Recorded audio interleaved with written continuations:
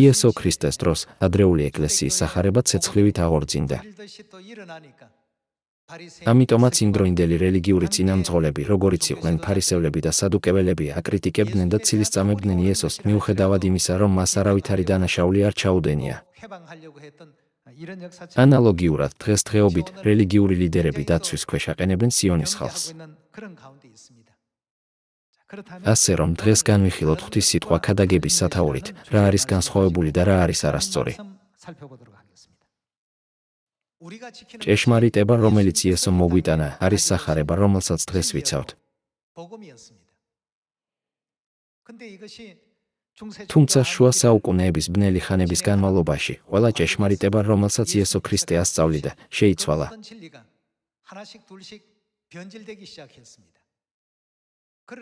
მაშინ შეიძლება თუ არა ჩვენი ეკლესია, რომელიც ინახავს იესო ქრისტეს თავდაპირველ ჭეშმარიტებას, და ეკლესიები, რომლებიც ინახავენ იმას, რაც შეიცვალა, ოდესმე ერთნაირი იყოს. ჩვენ ვერასდროს ვიქნებით ერთნაირები, რადგან სრულიად განსხვავდებით ჩვენი ფესვისგან. თუ ჩვენ განსხვავდებით მათგან, იტყვის ღმერთი, რომ ჩვენ ვცდებით თუ ისინი ვცდებიან. ჩვენ უნდა დავადასტუროთ ეს საკითხი ბიბლიის მეშვეობით. ზოგი ეკითხება, რატომ არ აღნიშნავთ შობას? რატომ არ ასრულებთ საკვირაო თაყვანისცემას? არ გგონიათ, რომ უცნაურია, რასაც მთელი მსოფლიო აკეთებს, მაგრამ თქვენ არა? როდესაც ადამიანები ასეთ რაღაცებს ამბობენ, ჩვენ უნდა ვკითხოთ მათ, მხოლოდ იმიტომ, რომ ჩვენ განსხვავებულები ვართ, ეს ავტომატურად გვხვდის არასწორად. როდესაც არსებობს ორი განსხვავებული მხარე, არ უნდა არსებობდეს სტანდარტი იმის დასადგენად, რომელი სწორია და რომელი არასწორი. ეს სტანდარტი უნდა იყოს ღვთის სიტყვა, რომელიც ბიბლიაშია.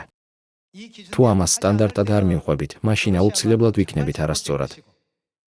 თუმცა თუ ჩვენ მივყვებით ამას, როგორც სტანდარტს, მაშინ ეს უნდა მივიღოთ როგორც სწორი.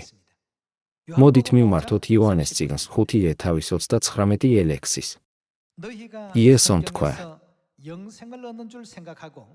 იკვლევთ წერილებს. რა გვითხრა იესომ ბიბლიასთან დაკავშირებით?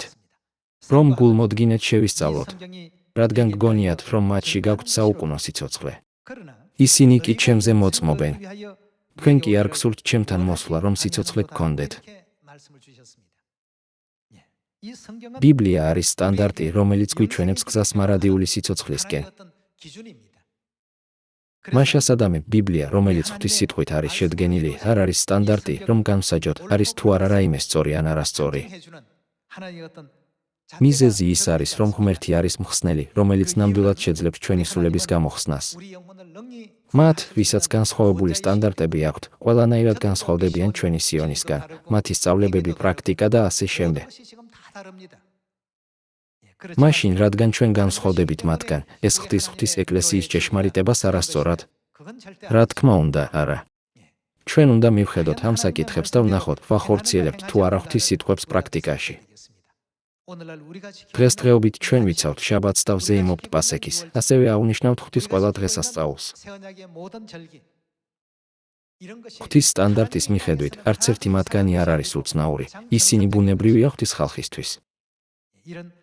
იმ იმედით, რომ სიონის ყველა შვილი მთელ მსოფლიოში მიჰყვება ამ სწორ გზას და შევაცათა მარადილ სასუფეველში, მინდა დავასრულოთ დღევანდელი ქადაგება. დიდი მადლობა.